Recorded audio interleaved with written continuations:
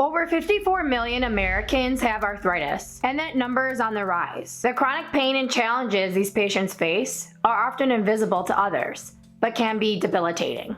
The theme for Invisible Disabilities Week this year is Visible Courage. Arthritis is very much so a visible disease, and those who live with it are some of the most courageous people I know. Many individuals with arthritis need to be treated with pharmaceutical medications that lower the immune system, and this may make someone more susceptible to severe complications when coming down with a viral or bacterial infection. COVID is no exception. Arthritis is the #1 cause of disability, and there are more than 100 different kinds of arthritis and related conditions. For Invisible Disabilities Week, those in the arthritis community, the Arthritis Foundation, and I partnered up to collectively shine a light on how the COVID-19 pandemic affected each of our lives. It's been a lot.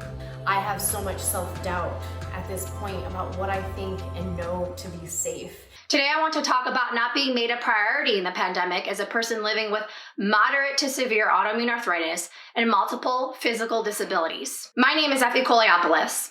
I was diagnosed with juvenile idiopathic arthritis at age 18. Throughout the past 17 years with this disease, I've gone through what I like to call my own mini pandemics. For instance, after a total knee replacement and a major flare that lasted 6 months, I was unable to meet up with people in my life as much as I wanted to, and I missed out on a lot of events because of something out of my own control. I've dealt with financial hardship. It took me several years to be approved for disability benefits. I've gone through moments in my health journey where my physical health was doing amazing, but quickly regressed because I couldn't see the medical providers I needed to see for this very hands-on and involved disease because my medical insurance was cut. Throughout the past year and a half, these same themes from the past reared their ugly heads in my life once again. In the spring of 2020, I received my first and what I didn't know would be my last stimulus check. As a person who receives disability benefits monthly, I receive about $1,200 from the US government. That is the same amount that I received in my stimulus check. To put this into perspective, this is pretty much near the poverty line. Despite my disability lawyers and accountant telling me that I am eligible to receive all of them, I'm still waiting all these months and almost a year later.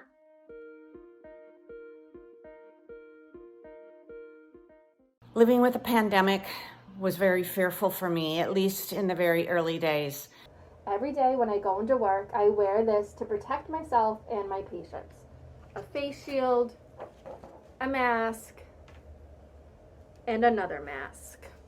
I have not seen my kids since March of 2020 because I cannot travel and neither can they. The injection that I take to keep me going, it cost $4,600 with no insurance. I had no idea how I was going to pay that. Suddenly the whole world was accessible to me, and we were all kind of hunkering down at home together. There was a camaraderie. My pharmacist became worried that I would not be able to get the medication that I take every day. Having my first child in October of 2020 and trying to steer clear of postpartum depression, my interaction with others is what I was looking forward to. If I get COVID, I'm much more likely to have a severe outcome. I couldn't get into my infusion on time, which meant that I went into a physical tailspin for almost a year. So over time, I had some deterioration. I used to love having big family gatherings and getting everyone together for birthdays, holidays, celebrations. I've had to live the last couple of years hearing and seeing people living their lives acting like there isn't a pandemic going on. My children weren't able to go to school because of my high risk for COVID. The pandemic impacted me professionally, socially, and it stole 2 of my family members. Every day when I go into work, I wear this to protect myself and my patients. A face shield, a mask, and another mask. I've been vaccinated for COVID-19 3 times, but despite this, every day at work, I am afraid of the risk of being exposed. My name is Stephanie, and I have had juvenile idiopathic arthritis since 13 months old.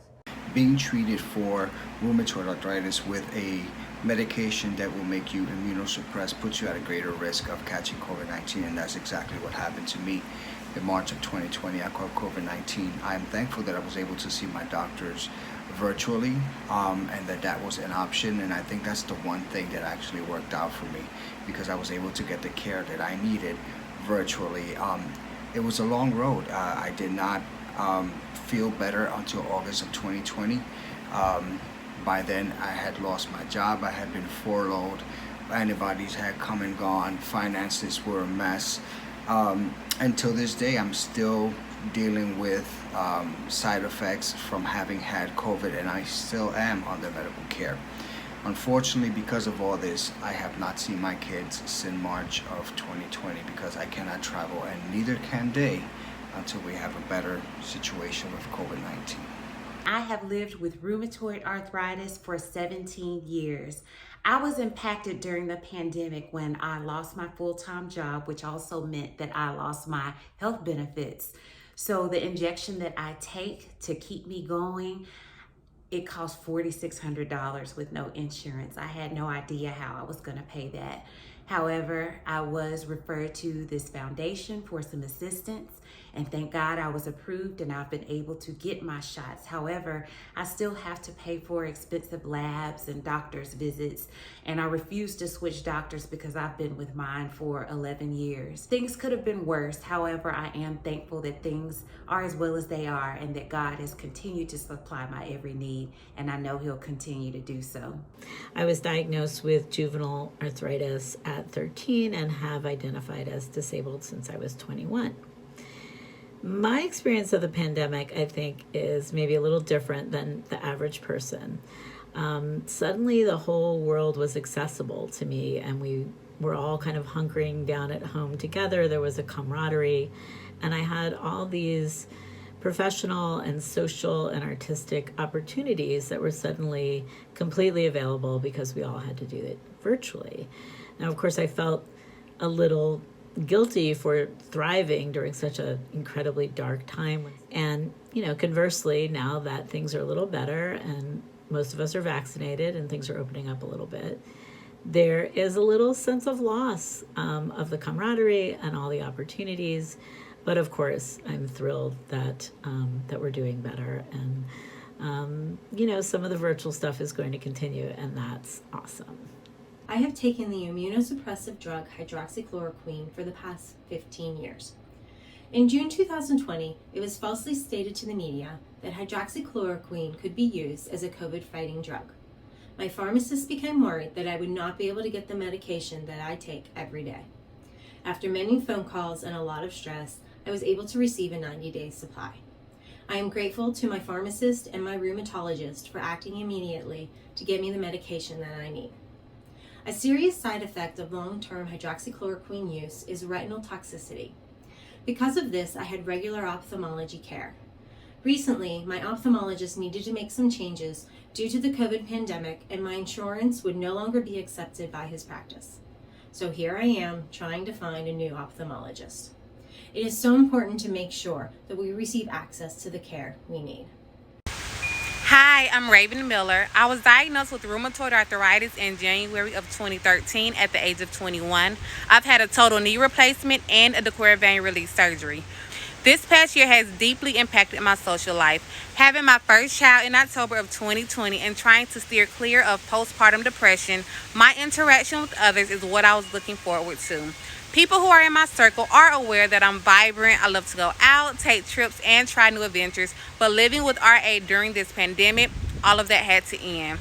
I did not want to risk the safety of me or my child. Already having a non-existent immune system, I was afraid of leaving my house. The thing is, you can inform someone you have an underlying medical condition and pray that they take in consideration that you're vulnerable to the disease, but that doesn't mean anything. Even though I was doing everything needed to help my family stay safe, my son and I still contacted COVID-19 through a vaccinated family member. Having a constant fear of getting COVID-19 has taken serious implications on my mental health, resulting in frustration, stress, and anxiety, and isolating myself from everyone, including my loved ones.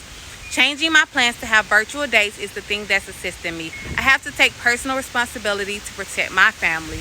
stay safe. The biggest impact for me of the pandemic has been social isolation. I take a medication for rheumatoid arthritis that suppresses my immune system. And unfortunately, that also means that if I get COVID, I'm much more likely to have a severe outcome. It also means that the COVID vaccine may not have been effective on me as it has been for other people. So all of this means that I need to continue to be very cautious and really try to do everything I can to prevent myself from getting COVID. And that's because I need to continue on this medication. I don't have the option to stop taking it. And that's because I've tried lots of other rheumatoid medications, and this is one of the few that actually works really well for me. And that means that I don't get to see people in person. I don't get to see my family and friends as much as I would like. I don't get to go to things for my business as much as I'd like, things like in-person events and conferences. And it's tough. And I think it's going to continue to be tough for a while. So it's frustrating and it's really, really difficult. And I'm grateful that we have all these technologies to connect us, because otherwise I think my situation would be really, really tough. Hi, my name is Kat Elton, and I've lived with juvenile rheumatoid arthritis for over 50 years. COVID has affected every aspect of my life. Most specifically, the hardest things have been my access to medical care, which in the beginning of this pandemic, I couldn't get into my infusion on time, which meant that I went into a physical tailspin for almost a year. Now that that's resolved, I'm fully vaccinated, but I don't have any antibodies that I've developed because of my medication, which means that I'm still missing out on things and isolating, and I can't get to my mom's 80th birthday because I can't travel. It's been really tough, but the nice thing that I've been able to do is to find support with my friends who are also disabled and living with juvenile rheumatoid arthritis. We have a group of people on a Zoom call, and we've been talking once a month and cheering each other up through this whole thing. My name is Ray. I have rheumatic and osteoarthritis. Both my diseases respond very well to exercise, physical therapy. However, I still have to take methotrexate, and I still have to take Humira to keep things under control. One of the challenges I had during COVID was it became unsafe for me to go to the gym. It became unsafe for me to go to an occupational therapist or a physical therapist. So over time, I had some deterioration. I've recently gone back into physical therapy and I feel comfortable. I found a place where I can comfortably wear my mask. My therapist wears his mask, and I just feel comfortable, and I'm making some progress on that. Before this pandemic, I used to love having big family gatherings and getting everyone together for birthdays, holidays, celebrations. Since the pandemic, I've had to isolate, and that's been really hard for me. But because of that, I've had to learn to adapt and find new ways to continue the support system I had before the pandemic. Hi, my name is Kristen and I live with rheumatoid arthritis. The pandemic has affected me because of my rheumatoid arthritis in a lot of different ways. I think the biggest one is the emotional toll that has occurred because I am high risk. I have to take immunosuppressants to control my rheumatoid arthritis, and that makes me high risk for COVID-19.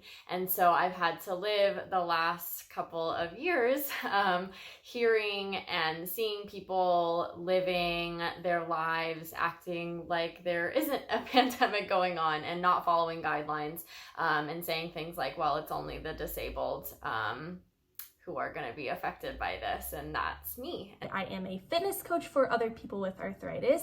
The pandemic changed a lot of lives, I think, And for me personally, I had to move my whole business online rather than in person because I used to be an in-person trainer for a while, but I figured it was safer to go totally online, so I had to do that. That was a big change.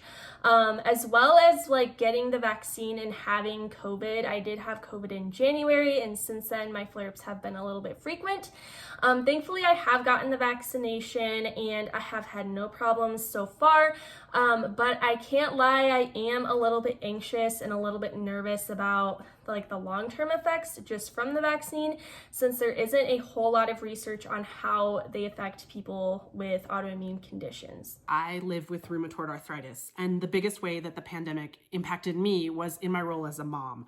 I have 3 kids, they're 9, 7, and 3, and because of my high risk of getting COVID because of the immunosuppressant medications I take, I had to turn my dining room into a classroom so that my boys could do first grade and third grade completely from home. They did all of their learning from home, and I basically had to become a teacher to help them with it.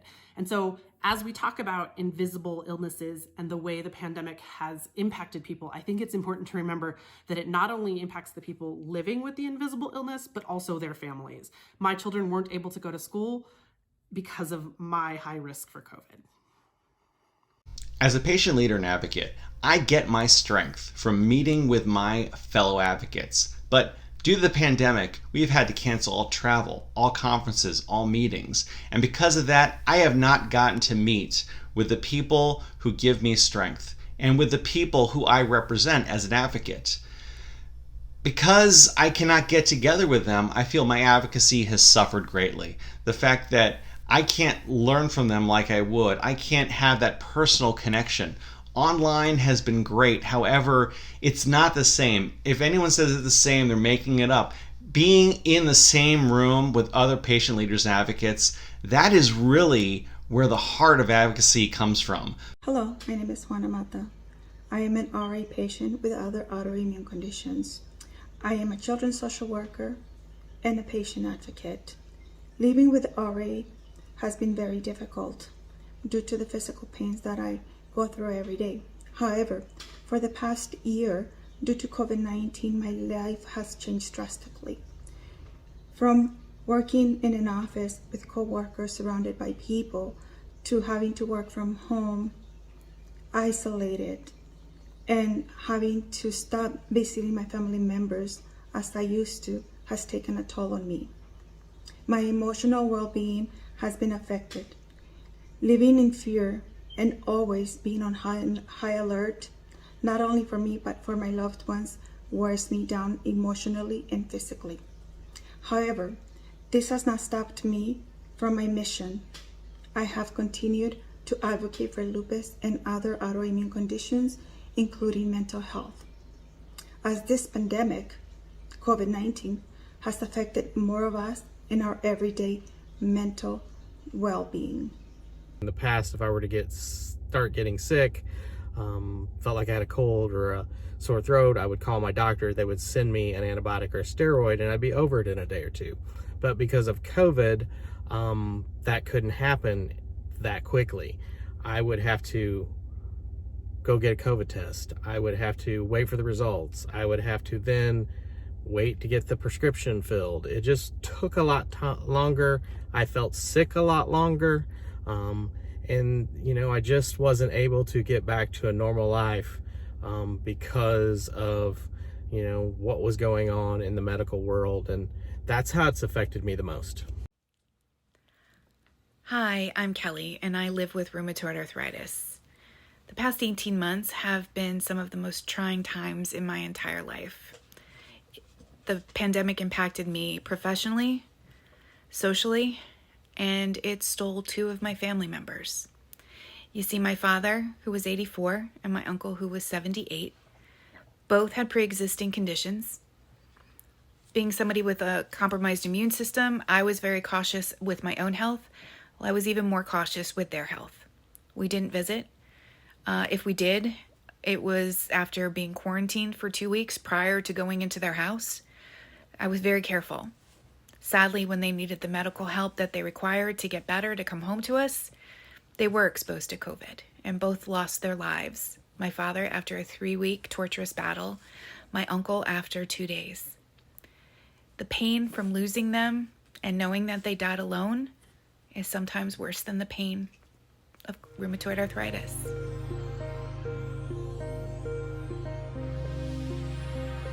One of the hardest things about the pandemic for me was the uncertainty. There are plenty of breakthrough infections, and I always worry that I am going to be one of them. Sometimes it was really heartbreaking listening to them cry and not understand what was going on with the world.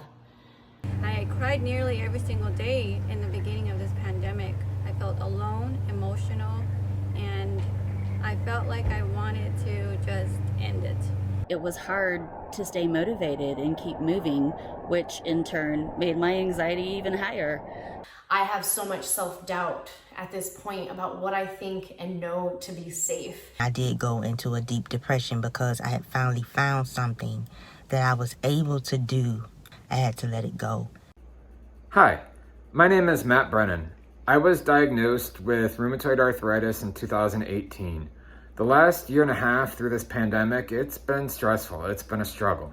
I've had to really work on things like exercise, meditation, breathing exercises, and just learning how to control my stress because it's been a lot. And you know, two other things I should mention is my wife is a nurse and she sees COVID patients. My son is asthmatic, and we've really been kind of that family that needs to take things seriously. So I would just encourage everybody to do the things necessary so that this can be over, this can be behind us, and that we can get out and live as normal as possible again. In the past couple of years, living through a pandemic has been an array of emotions for me, starting with scared, kind of moving into fearful, going into angry, compassionate, all of those emotions. I have rheumatoid arthritis, and I just really wanted to thank my rheumatology team for their amazing flexibility during this pandemic. I've had to change medicines twice over the last year and a half, and there were issues for both of them with shortages, there were issues with insurance barriers, and I know my rheumatologist's office was super busy because of the pandemic, and they still did such a great job communicating to me and getting my needs met. So that was a positive from the pandemic. One of the hardest things about the pandemic for me was the uncertainty, and it actually just kind of mirrored the uncertainty that I live with all the time with a chronic illness anyway. It was just on a much larger scale, but something that really helped me was talking to my therapist about it, and I was really grateful that my therapist had already worked with me so much about accepting uncertainty and learning how to cope with all the unknowns and the gray areas. That actually helped me adjust and cope a lot better with the pandemic. I live with rheumatoid arthritis, and living with a severely suppressed immune system during the pandemic has affected my life in many ways. One of which being that I have not been able to see most of my family or friends in the last year and a half. I have been able to see a few in the last couple of months now that I have not only been vaccinated twice, but also received my 3rd dose as I qualify. Thank you to the people who made that decision. But it is not without stress because there are plenty of breakthrough infections, and I always worry that I am going to be one of them. I'm one of the 54 million Americans living with arthritis. Living with arthritis during a pandemic was a scary and very emotional time for me. I have 5 young grandchildren, and it was difficult not seeing them for a year and a half.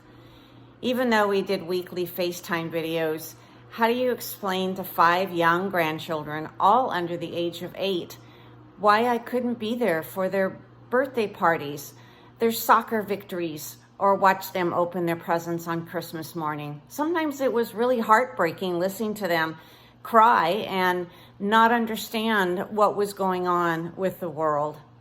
I'm here to share that During the pandemic, I needed physical therapy. I had come home from Hayward Chiropractic College. After my 9th quarter, I could no longer walk, and I was basically holding on to every single wall because I needed bilateral total knee replacement due to rheumatoid arthritis. I also needed a right hip replacement. I had to see my first rheumatologist, which was awful. I could not see him. I only got to see his physician assistant. His front desk was terrible. I cried nearly every single day in the beginning of this pandemic. I felt alone, emotional, and I felt like I wanted to just end it. But I saw another rheumatologist, and he started me quickly and immediately on methotrexate, which immediately helped me out. I no longer felt as scared as I was, but I did feel scared to go outside because of COVID. I knew I was immunocompromised. I am very grateful for the medication, but not very happy that I needed 3 joint replacements during the pandemic when help was scarce and unavailable to us. I have rheumatoid arthritis. If there's anything the pandemic highlighted, it was that my anxiety can run really high. And also that it was hard to stay motivated and keep moving, which in turn made my anxiety even higher. I was diagnosed with juvenile rheumatoid arthritis when I was 4 years old. I am now 31, and so through that time I've learned a lot and gained so much confidence about what I know to be safe for myself, both physically, mentally, and socially. And so the hardest part of this pandemic for me boils down to the fact that I have so much self-doubt at this point about what I think and know to be safe. And despite all, science continuing to learn more and more about our current state, there is a little bit of that doubt just lingering constantly. And at this point, we are in a full-blown pandemic fatigue. And for folks who already deal with fatigue, it's definitely a really, really tough thing to bear. My name is Bailey, and I was diagnosed with arthritis when I was 8 years old. Throughout the past year and a half with the pandemic, it's been very challenging on me because I've always relied on my friends and family to keep me happy and excited and get me through living with arthritis.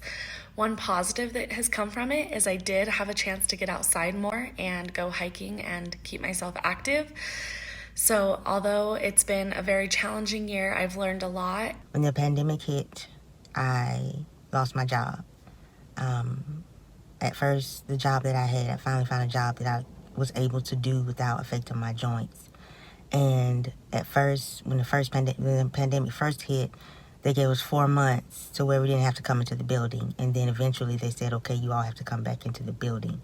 So I was still scared, and then the pandemic was still raising and the numbers were still high. So I made the decision, because I was too scared and because I'm high risk, not to go back into the building. So I had to let the job go.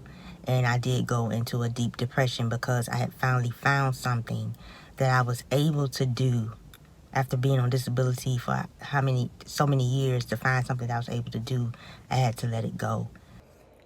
I practice social distancing and wear a mask, but despite this, every time my children come home with a sniffle, I am afraid of if I was exposed to COVID-19 and if the vaccines will work for me.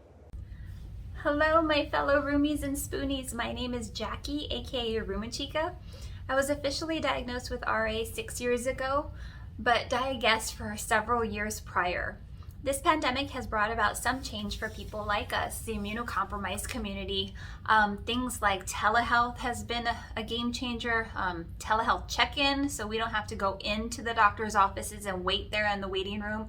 That has been great. Online paperwork, writing and filling out those paperwork, that's a killer on the hands. It hurts so bad. That has been great. Some of the things that just still hurt to this day has been people just not understanding why we choose not to go out to eat has been heartbreaking. It's just, people don't get that being immunocompromised, we don't know what could happen to us, and it's just not worth us going out to eat into public places where there's crowded places. We just don't know. Hopefully this pandemic will end soon, but for us roomies and spoonies, the fight to end RA and other invisible illnesses will continue, and hopefully that will end soon too. So continue to advocate and raise awareness until we find the cure and the end all for all of our invisible illnesses.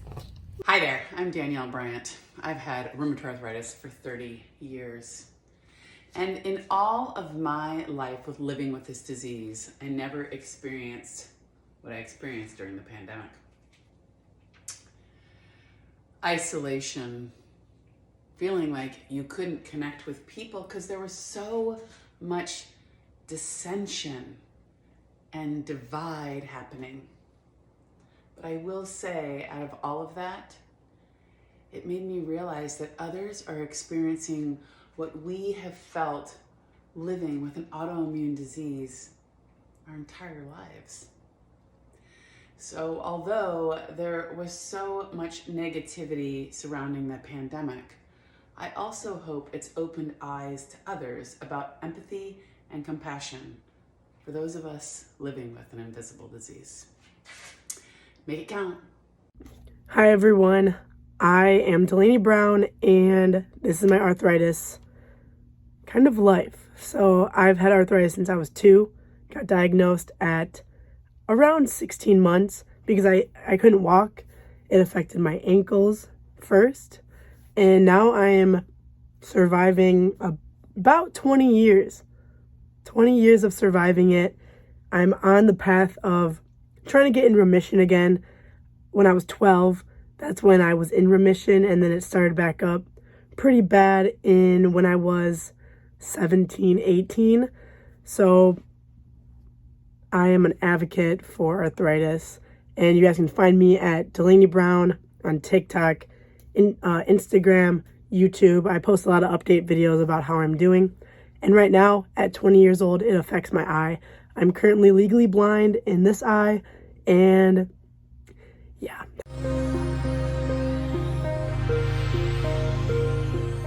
Since I was forced to slow down, like many other individuals, I was able to take the time to really focus on myself and see where I needed the most healing at that time.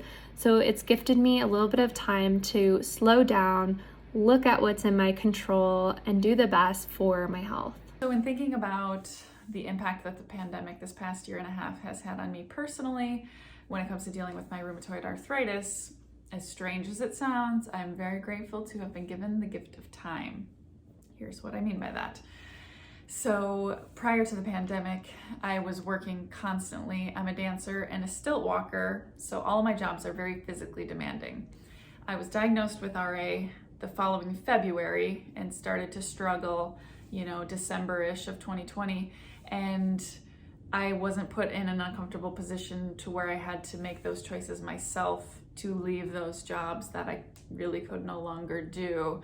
So for me, it was kind of a blessing in disguise where I was just allowed the time to let my body heal and adjust to this new way of life with rheumatoid arthritis. Juvenile idiopathic arthritis has been a part of my life for 20 years, since I was just 7 years old.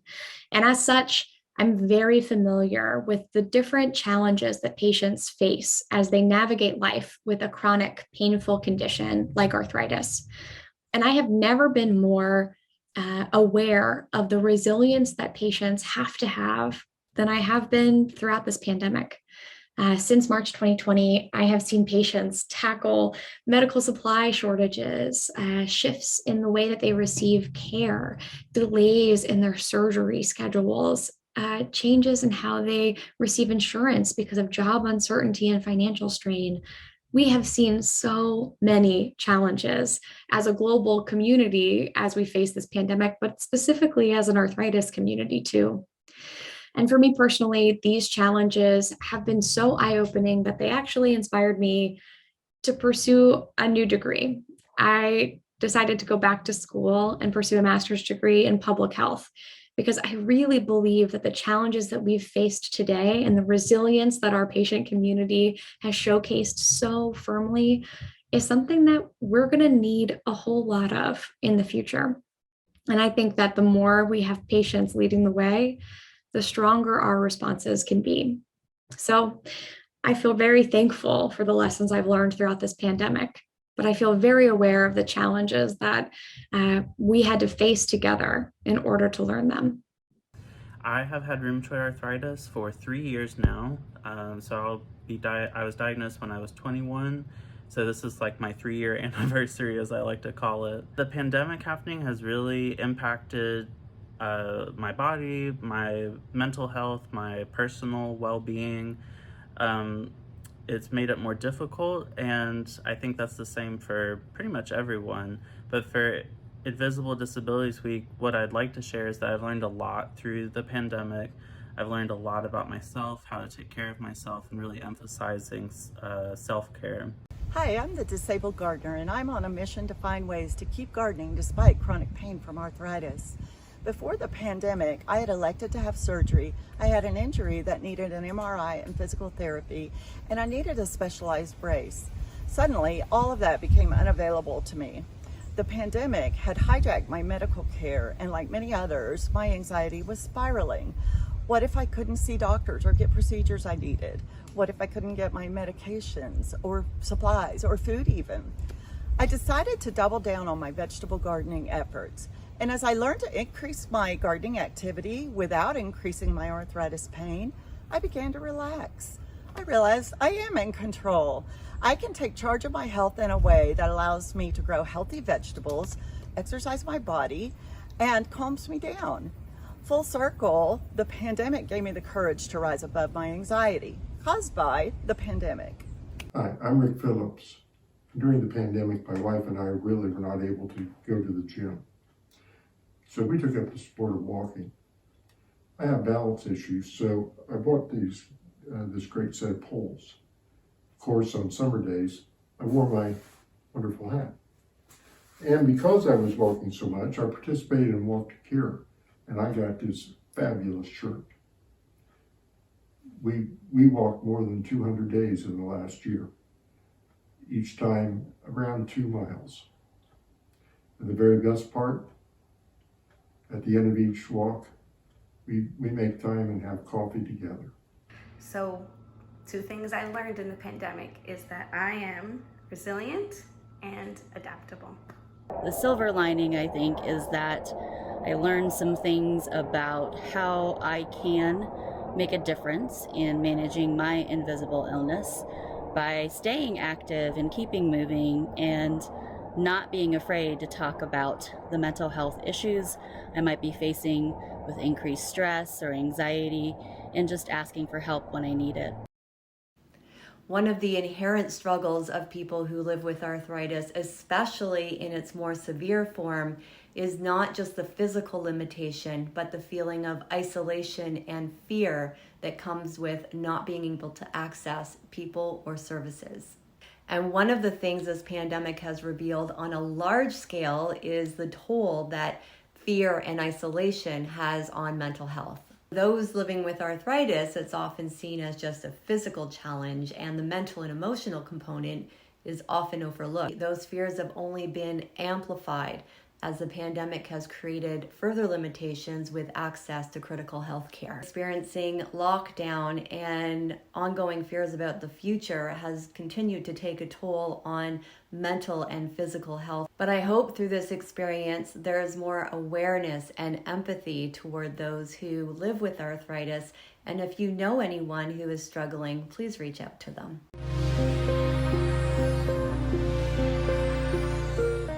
So for me, I have rheumatoid arthritis, and everyone knows that RA is such an unknown condition.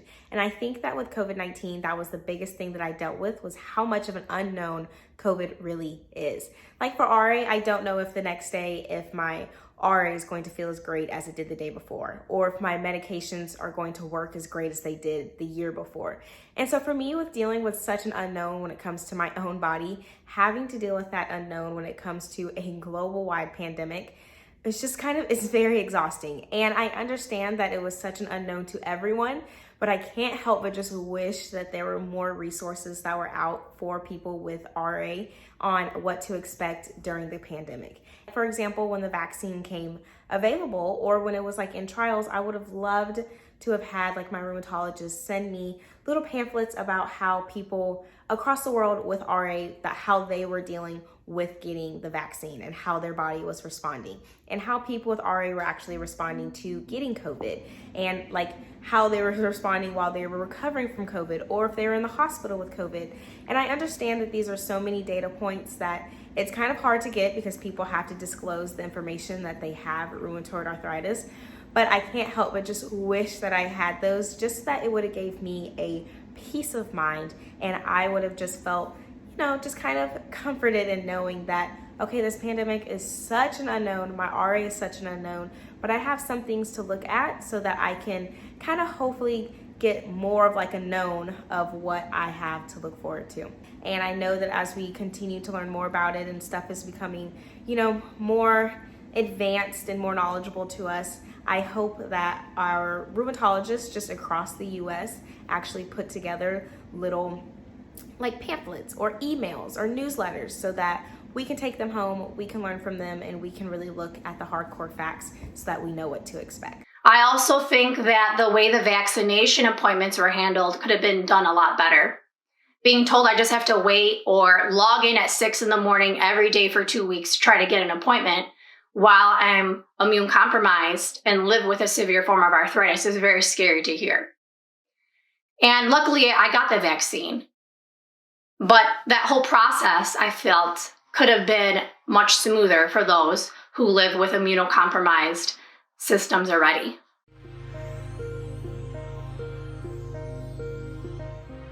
I hope you all stay healthy. I hope that everyone that is struggling with arthritis can find a little bit of happiness in each and every day.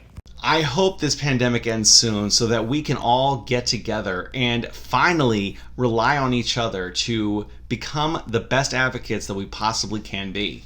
It's scary, but we're all in this together, and if you guys have arthritis, just know that you're not alone. If I can do it, you guys can get through it too.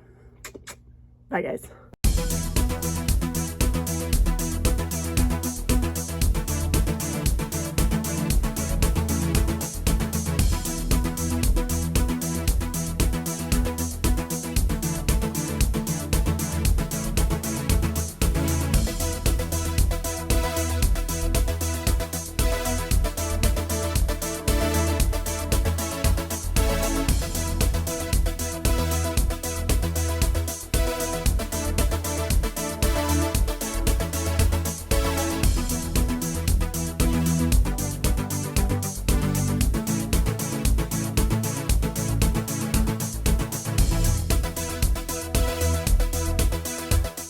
On behalf of myself and the Arthritis Foundation, thank you to all who bravely shared their stories with us and helped us give visibility to the challenges arthritis patients and their families are facing during this pandemic.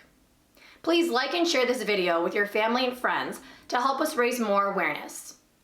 If you need support or have questions about COVID-19, visit arthritis.org and the other resource provided in the description box below and at the end of this video to get the latest information and connect with those who understand what you are going through. Thank you for watching.